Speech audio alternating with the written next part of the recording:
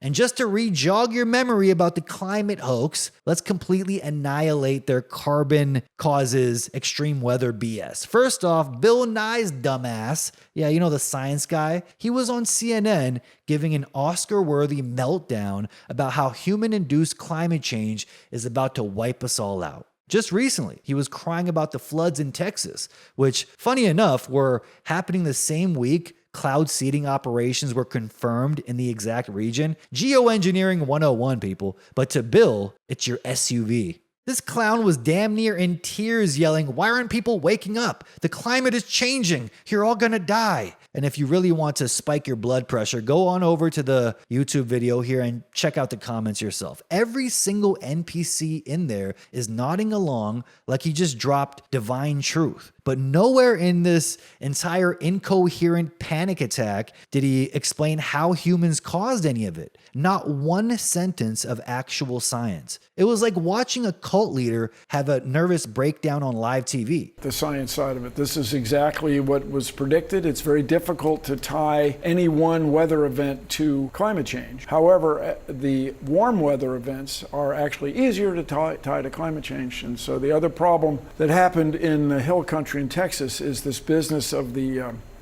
balcony escarpment, where the air mass got lifted.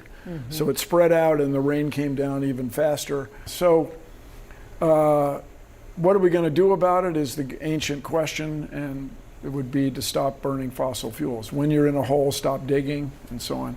But the fossil fuel industry has been very successful in getting organizations like the U.S. Congress to think that it's really not happening. It was so outrageous, I had to hit Billy with the Billy Madison reaction. Bill, at no point in your rambling, incoherent response were you even close to anything that could be considered a rational thought. Everyone in this room is now dumber for having listened to it. I award you no points, and may God have mercy on your soul. Do you know why Bill Nye didn't mention CO2? Because the second they tried to explain how a trace gas, of which humans have added a microscopic amount to, is collapsing the entire planet, the whole thing falls apart. There's a reason why they're not getting into the science anymore. They know they sound insane if they actually walk people through the numbers. That's why it's all slogans and fear porn. So for those out there who don't know, here's the truth using their own science, okay? This is what they say. CO2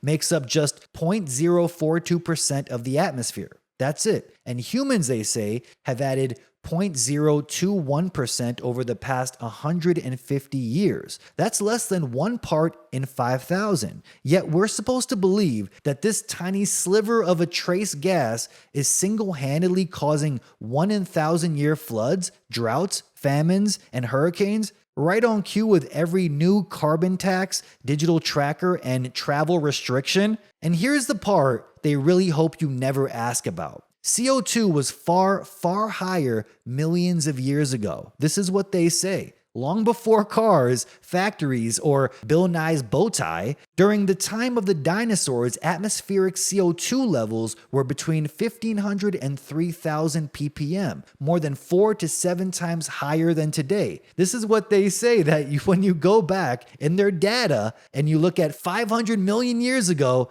you'll find CO2 levels pushing 6,000 ppm, over 10 times higher than now. And guess what? The Earth didn't melt, according to their science. Life thrived. From plants to trees to crocodiles in the Arctic, everything was much bigger, much healthier. This is what they say. So when CO2 levels increase, the Earth thrives. So no, today's levels aren't unprecedented. They're actually historically low. But they'll never tell you that because it shatters the whole doomsday religion they've built around climate panic. When you zoom out and look at the real scale, our contribution is laughably insignificant. That's why they rely on repetition, fear, and emotional puppets like Bill Nye instead of actually doing the math. Because if they did, you'd laugh in their face.